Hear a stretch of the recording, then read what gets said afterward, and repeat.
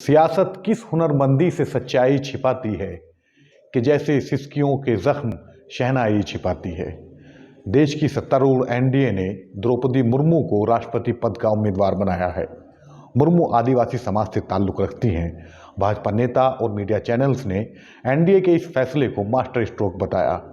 सत्ता पक्ष के हर एक ऐब को ढकने के हुनर में माहिर मीडिया ने द्रौपदी मुर्मू के आदिवासी समुदाय से होने का इतना शोर मचाया कि इस शोर में उन 121 आदिवासियों की खबरें दबकर रह गईं जिन्हें 5 साल बाद एनआईए की एक अदालत ने रिहा करने का फैसला सुनाया है। इस वीडियो को गौर से देखिए।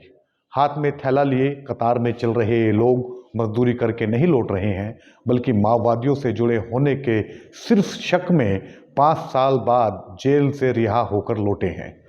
इन आदिवासियों को 24 अप्रैल 2017 को छत्तीसगढ़ के सुकमा जिले के बुरकापाल में हुए एक माओवादी हमले के बाद गिरफ्तार किया गया था। संदिग्ध माओवादियों के इस हमले में सीआरपीएफ के 25 जवान मारे गए थे।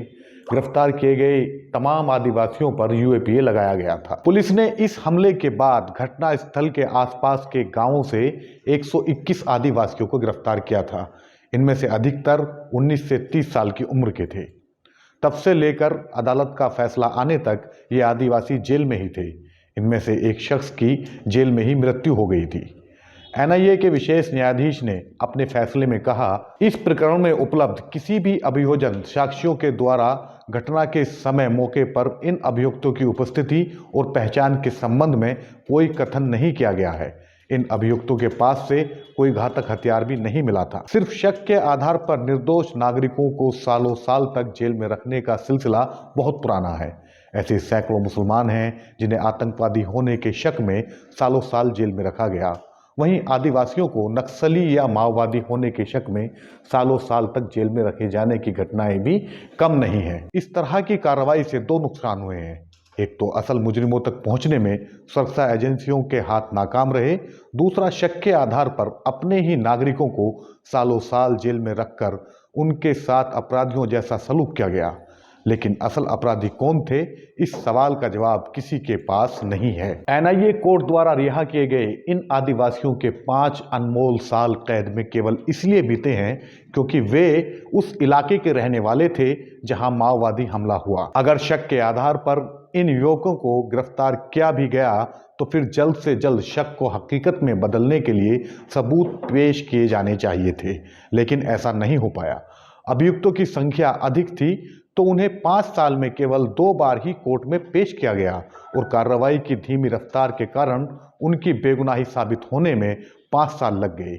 इन 5 सालों में राज्य की सत्ता बदल गई, दुनिया के हालात बदल गए, मानव सभ्यता उत्तर कोरोना काल में पहुंच गई, लेकिन 121 आदिवासियों का जीवन वहीं के वहीं अटका रहा। अब वे जेल से रिहा हैं, लेकिन उनके लिए आगे के हालात कैसे होंगे ये अनुमान लगाना मुश्किल नहीं है। माओवादी होने का ठप्पा एक बार लग गया तो फिर वो आसानी से मिटने वाला भी नहीं है। उनकी रोजी रोटी का प्रबंध कैसे होगा, समाज में सम्मान के साथ रहने की उम्मीदें कितनी बची होंगी, ये भी नहीं पता। फिलहाल देश का तथाकथित मुख्यधारा का मीडिया द्रौपदी मुर्मू को राष्ट्रपति बनाए जाने की कोशिशों में लगा है। उसके लिए बेगुनाह होते हुए भी जेल में बंद रहने वाले आदिवासी मुद्दा नहीं है। इस तथाकथित मुख्यधारा के मीडिया के लिए द्रौपदी मुर्मू को एनडीए का मास्टर स्ट्रोक बताना तो मुद्दा है, लेकिन आदिवासियों की आवाज़ उठाने वाले पत्रकार रुपेश की गिरफ्तारी मुद्दा नहीं है। अगर द्रौपदी मुर्मू राष्ट्रपति बन जाती हैं तब शक के आधार पर दमन का शिकार होते आदिवासियों को न्याय मिल जाएगा? इस सवाल का जवाब भविष्य के गर्भ में छिपा है।